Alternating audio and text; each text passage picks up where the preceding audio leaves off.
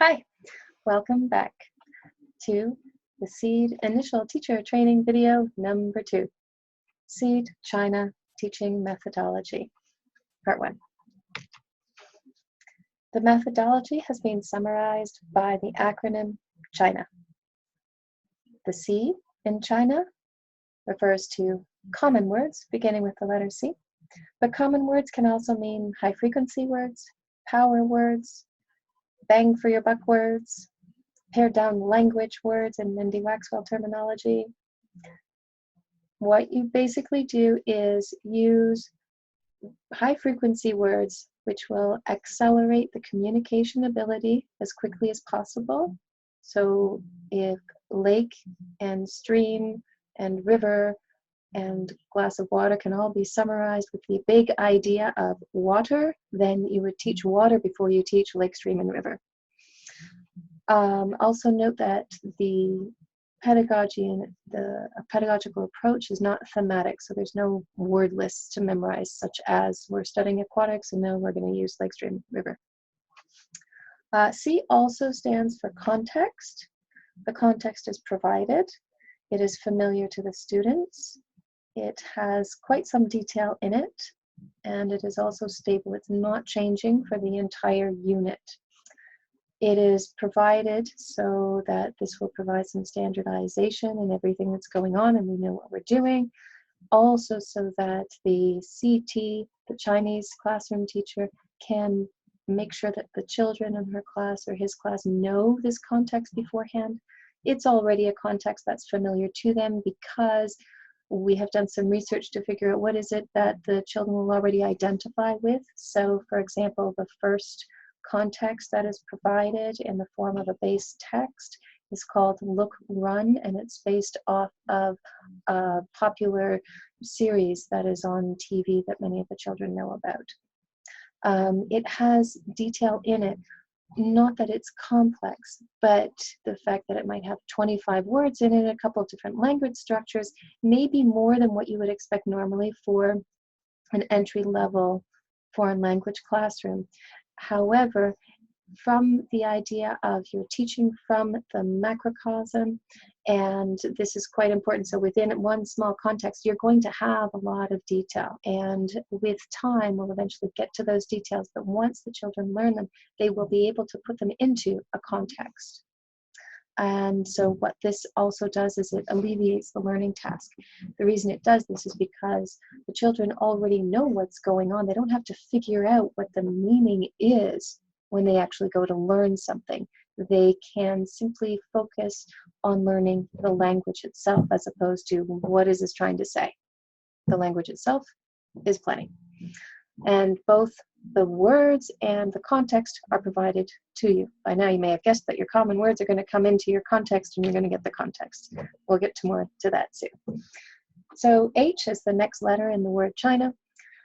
And here we're going to say that it means heart. It stands for heart. It's the heart aspect of teaching. It can also mean happy. It can also mean hormones that are involved in learning. The main hormone that we really need for, well, not the main ones, but there are lots of them, but one of the big ones is dopamine. When dolphin trainers go to train dolphins, they play with them first. And they know that they need to play with them first in order for them to be relaxed and open to learning. So there are games involved. And that's the same thing that we're going to be doing as well. It may be useful to know that the hormone that halts learning is adrenaline. And that when you have adrenaline going in your average classroom, you might have a teacher sometimes who gets a bit angry. That's fighting. And so there's a rush of adrenaline that comes in. And then the children who are on the receiving side of that may be withdrawing. And there's also adrenaline involved in the fleeing part. Both, anyone who has this charge of adrenaline, it could take up to 40 minutes or even more, depending on how intense the situation was, for the adrenaline to move out of their system so that they can again feel a little bit of dopamine and feel a bit more relaxed and start to learn again. So it's really important for us to keep the feel of the classroom situation light and happy and fun. Paul Václavic has 5 axioms of communication. These are super, super handy in communication in general in society, but number 2 applies to us particularly, and that's where relationship comes first. This is a simplified presentation of it. Relationship comes first and determines how the content is received, which means that when the relationship between the DT and the students and the CT is light and relaxed, then the content, which is the target language that we're working on, will be better received, more received as it is intended to be received, will be received at all. Because if that is not the case, if we as DTs have not taken care of the relationship first, we can forget about any content being assimilated, because it's that much more easy in a distant situation for the students or the children to disconnect than it is in a classroom.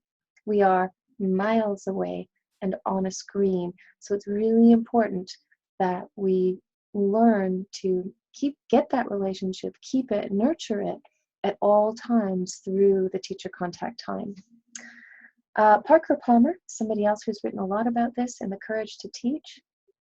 As a teacher, you define the present and the future of your students in that class.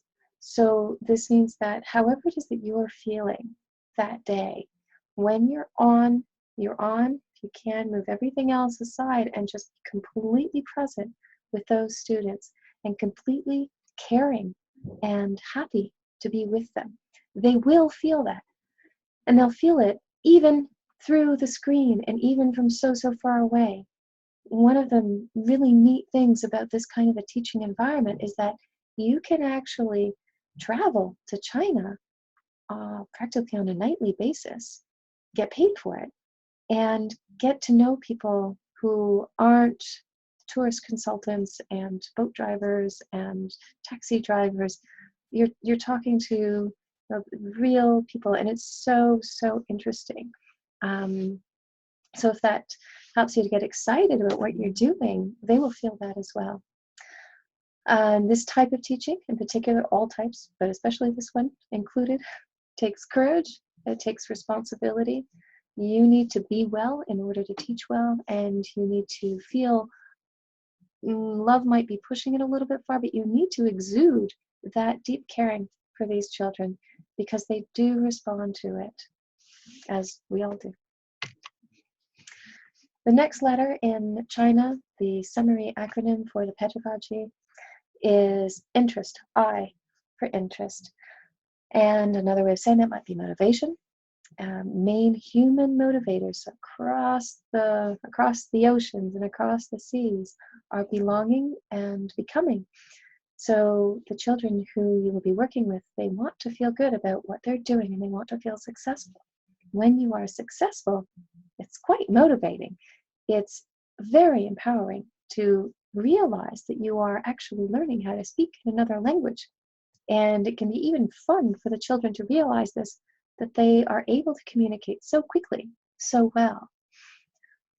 Fred Jones talks quite a bit in his Tools for Teaching about quality teaching leads to classrooms that are managed so much more easily. So you need to do quality teaching to have the quality classroom management. They both come together. This particular environment can present some different challenges in that respect. So we're talking about rewarding efforts, rewarding success, and framing it as a game. So we're framing everything we can in a fun umbrella or a fun package in some way. And how do we reward the success, and how do we reward the efforts? We're working more on that, but we will discuss that also in the next section. The next letter of China is N, which talks about the needs and meeting the needs of each child. And so other ways of saying this in contemporary pedagogy circles is differentiation, scaffolding, or teaching to different learning styles, going back about 10 years. So the seed theory is that we are teaching every word to every learning style, if possible at the same time. It's not always possible, but we definitely want to be teaching every word to every learning style. What types of learning styles are we talking about? We're talking about oral, where the students hear the teacher modeling the target language.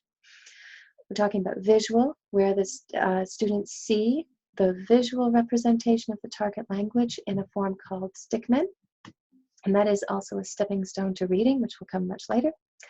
Kinesthetic, where students respond to actions of the target language and they do them. Oral, where the students are speaking, so with the support of the oral, then the students are speaking. I just see a typo there, so excuse that, please. The visual and the kinesthetic scaffolding, the students are able to speak the language. So maybe they don't remember the word, but if you do, then they go, oh, right, when I do this, this is the sound that comes out of my mouth. It happens naturally. They don't metacognize it. So do, or you could show the stickman picture for, let's see, we have here. No, it's a very quick one, so just no, like that. That will help them to remember what is it, the word that they're going to say. Also, if you wanted to go, and that's an oral cue, for run, for example. Social. So we want to care for that social environment in the classroom. We'll be talking more about that later. But at this point, we can help the students to collaborate in the games. Solitary assimilation. So students working independently with support as needed for self-guided assimilation. The teacher, the DT contact times, on-screen times, are about 30 minutes, give and take. And after that time, there is support work. So they go to their desks and they can do other work that is related to these lessons with material that CETA has provided to the CT. And rhythm.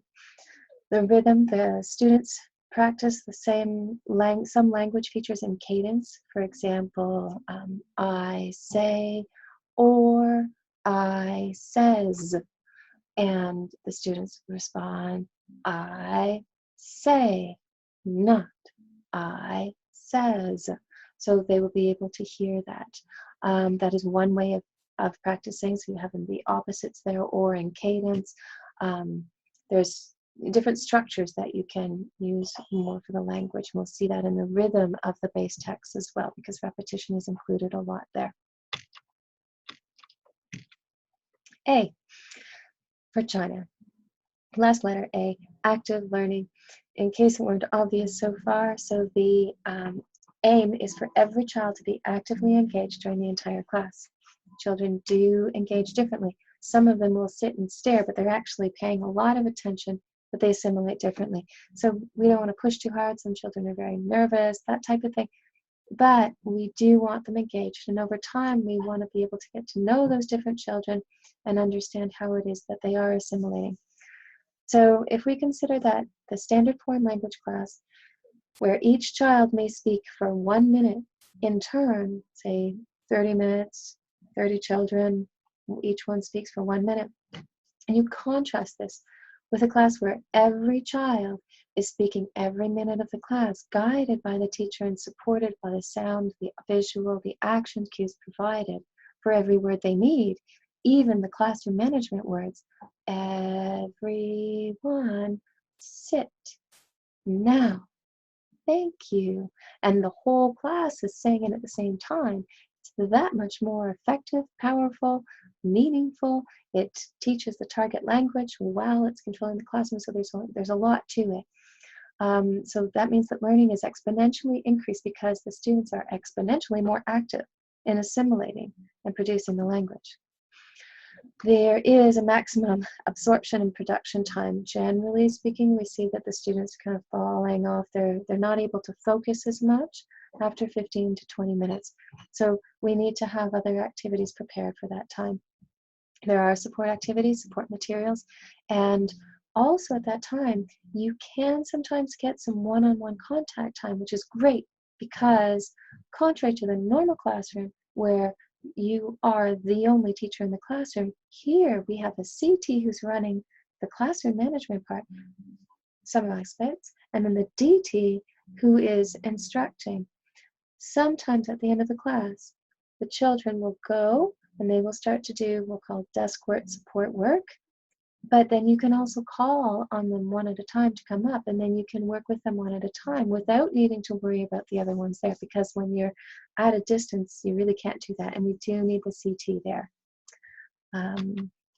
So, in summary, we have China, C for common, talking about the language, C for context, how is it that that language is delivered, heart, H for heart, so that the children are happy when they're learning, I for interest or motivation, so we need to be rewarding, just even say good, very good, or great.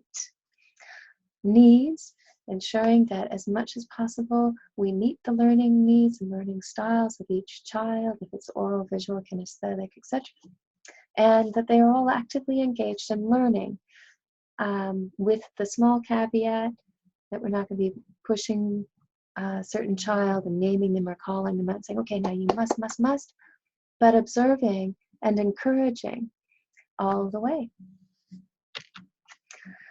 Seed success, again, we've got the seed, the people, and that's you as well. So thank you for being there. And the China teaching seed methodology. The link there is there by accident. If you would please go to this one, please answer and submit the questions to the following link.